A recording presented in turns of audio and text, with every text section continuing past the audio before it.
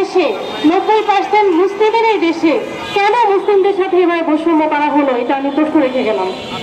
এবং সেই সাথে এই নারী নীতি যখন প্রণয়ন করা হচ্ছে তখন কেন একজন ইসলামিক 2-3 জন ইসলামিক স্কলারের সাথে বসা হলো না, যাতে করে আমরা আমাদের ইসলামের মৌলিক বিষয়গুলো কোনো ত্রুটি আছে কিনা দেখতে পারি।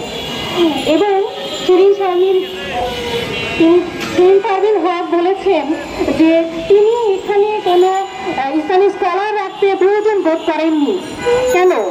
বাংলাদেশে 90% মুসলিম, সেখানে কেন তিনি প্রয়োজন বোধ করবেন না? এবং তিনি আরেকটি কথা বলেছেন যে তারা কোনো নারীকে প্রতিবাদ করতে দেখেননি। তো আমরা জানি ইসলাম নারীকে সম্মানিত করে রেখেছে এবং আমরা খুব সহজেই রাস্তায় নামতে চাইনি, কিন্তু তারই কথায় আমরা রাস্তায় নামতে বাধ্য হয়েছি যে আমরা সকল নারী সমাজ এই নারী নীতিকে প্রত্যাখ্যান করছি। এবং এটা আমরা ব্যর্থহীন কণ্ঠে বলতে চাই, আমরা ইসলাম বিরোধী এবং এই নাস্তিকবাদের দোসর তারা যারা ইসলামকে এভাবে কলুষিত করে বিভিন্ন ধর্মকে অবমাননা করে যে নারী নীতিমালা প্রণয়ন করেছে সেটাকে আমরা প্রত্যাখ্যান করছি। এবং সেই সাথে আরেকটি কথা বলতে চাই, এই নারী নীতিমালায় যে পারিবারিক আইন এবং প্রস্তাবনা রাখা হয়েছে এটা মূলত আমাদের পরিবারের সার্বিক ধ্বংসের কারণ হয়ে যাবে, পরিবারে কলহ এবং অনেক অন্যায় অত্যাচার বৃদ্ধি করবে।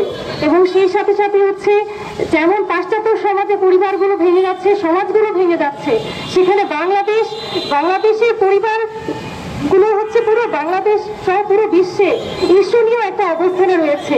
পারিবারিক বন্ধনগুলো মজবুত করার জন্য আমরা যতটা তৎপর, সেই অবস্থাগুলোকে আরো দুর্বল করে দেওয়ার জন্য এই পারিবারিক যে নীতি এবং আইন সেগুলো করা হয়েছে বলে আমরা মনে করি। সেই সাথে আরেকটা বিষয় বলতে চাই, আমি একটি মেয়ের কথা বলতে চাই।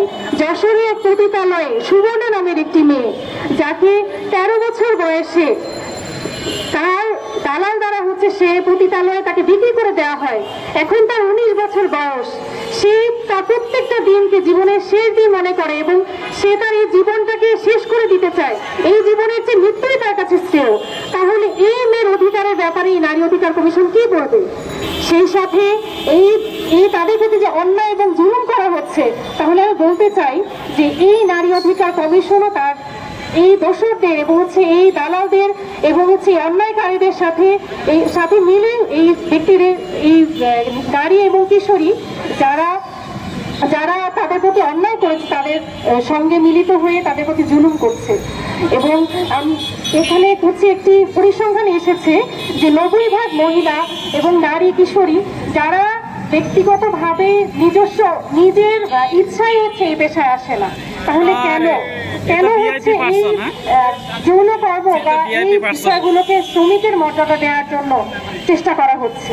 তো আমরা সকলে একটাই কথা যে আমরা চাই এই নারী নীতিমালা নারী কমিটি বাতিল করা হোক এবং এই নারী নীতিমালাকে আবার পুনরায় গঠন করা হোক। সবাইকে ধন্যবাদ। আসসালামু আলাইকুম।